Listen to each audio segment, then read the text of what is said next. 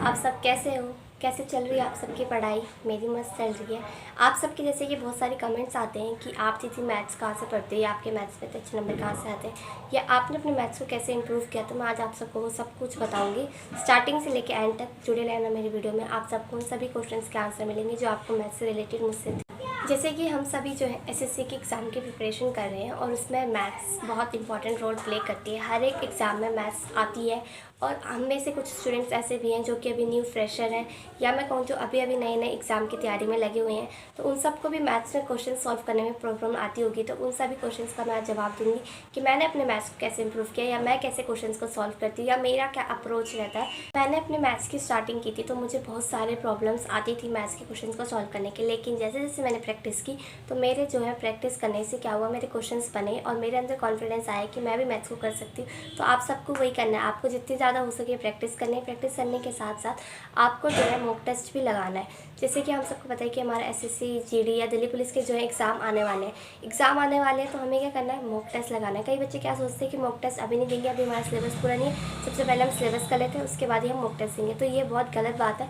हमें क्या है, मॉक टेस्ट के साथ साथ ही अपने सिलेबस को भी कंप्लीट करना होता है। हमें ये देखना होता है कि हमारे मॉक टेस्ट में कहाँ नंबर नहीं बन रहे या कहाँ हमारी गलती हो रही है, तो हमें उसको सॉल्व करने की ज़रूरत होती है। तो मैं आप सबको ये बताऊंगी कि मॉक टेस्ट लगाना बहुत ज़्यादा ज़रूरी है। मॉक टेस्ट लगाना ही सब कुछ नहीं है, मॉक टेस्ट के साथ हमें उसका एनालिसिस करना भी अच्छे से आना चाहिए कि हमारी कौन कौन से सब्जेक्ट में कहाँ कहाँ गलती हो रही है, कहाँ कहाँ हमें इम्प्रूव करने की ज़रूरत है। तो हम सबको मॉक का एनालिसिस करना बहुत ज़्यादा ज़रूरी है। और मॉक का मैं जितना कहूँ कि आप सेल्फ एनालिसिस करें, आप सेक्शनल वाइज देख लीजिए ना कि आपके कहाँ, जैसे फॉर एग्जांपल अगर आपके 25 में से रीजनिंग में 21 क्वेश्चन ही सही हो रहे हैं तो आप वो देखिए कि वो 4 क्वेश्चन आपके कहाँ गलत हो रहे हैं या उनमें क्या इंप्रूवमेंट की आपको ज़रूरत है या कौन कौन से चैप्टर आपके वीक है, तो आप उसको इम्प्रूव करें। आप एक हफ्ते के लिए उस चैप्टर को ले लें जो आपको लगता है कि ये वाला चैप्टर मैं एक हफ्ते में कर सकता हूँ और उससे मेरे क्वेश्चन हर बार गलत हो रहे हैं, तो नेक्स्ट टाइम आपके वो क्वेश्चन गलत होने के बिल्कुल भी चांसेस आपके नहीं होंगे। तो मैं तो यही करती हूँ, मैं सेल्फ एनालिसिस करने के बाद ही जो मैं अपने क्वेश्चन को सॉल्व करती हूँ। जब मैं नेक्स्ट टाइम मॉक एनालिसिस करती हूँ तो मैं हर बारी मैंने एक नोटबुक बना रखी है, उसमें मैं लिख रहती हूँ कि इस मॉक टेस्ट में मेरे इतने नंबर आए थे और इसमें मेरी इतनी गलतियाँ हुई थी और इस चैप्टर से मेरी गलती हुई थी और नेक्स्ट टाइम मेरे उस चैप्टर से गलती ना हो। तो मैं ये ज़रूर देखती हूँ तो कहाँ से किया है। तो आप यहाँ पे देख सकते हैं कि एसएससी जीडी की प्लेलिस्ट है ये 2022 की, दीपक भाटी सर ने करा रखी है। तो इसमें सर ने स्टार्टिंग से लेकर एंड तक का पूरा कवर करा रखा है। अगर आप को लगेगा कि कितना ज़्यादा कैसे कर सकता हूँ, तो नहीं, अगर जिससे हो सकता है वो ज़रूर करें इसे, क्योंकि इसमें स्टार्टिंग से लेकर एंड तक बता रखा है। और अगर आपके कंसेप्ट क्लियर नहीं होंगे तो आप क्वेश्चंस को कैसे सॉल्व करेंगे। तो मैंने ये वाली जो है प्लेलिस्ट पूरी की पूरी कंप्लीट ऑलरेडी पहली बार कर चुकी है। दूसरी चीज़ मैंने की थी, सर ने जो एक एसएससी जीडी की जो है वन शॉट कराए थे सर ने, दीपक भाटी सर ने ही, आरडब्ल्यू पे है तो आप सब उनको जानते होंगे और आप सबको उनके क्वेश्चंस कराने का तरीका भी अच्छा लगता होगा। तो मैंने उनके सारे के सारे वन शॉट भी कर रखे हैं एसएससी जीडी के जो उन्होंने कर रखे हैं। एसएससी जीडी तो सिर्फ एक नाम है, क्वेश्चन सब में सेम ही आते हैं।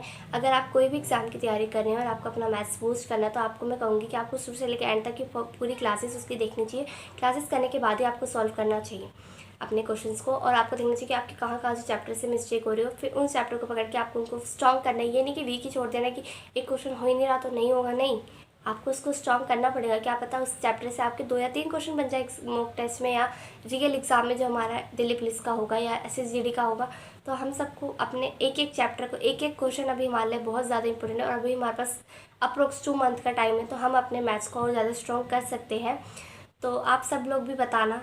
RWSSC पे जो है नाइक सीरीज़ करा रखी है मैथ्स की, मैंने वो पूरी की पूरी स्टार्टिंग से लेकर एंड तक करा रखी है और मैंने वो सारी की सारी क्लास ली है, चाहे वो एडवांस लेवल की हो चाहे वो बेसिक लेवल की हो। तो मैंने पूरी की पूरी, अभी मेंस्ट्रुएशन चल रहा है तो मैं आपसे बता दूंगी ये वाली प्लेलिस्ट है और ये राहुल त्रिवेदी सर ने करा रखी है और बहुत अच्छे से आपको बेसिक से लेकर एडवांस तक का सब कुछ पढ़ा रखा है जो कि एक एग्ज़ाम में आता है।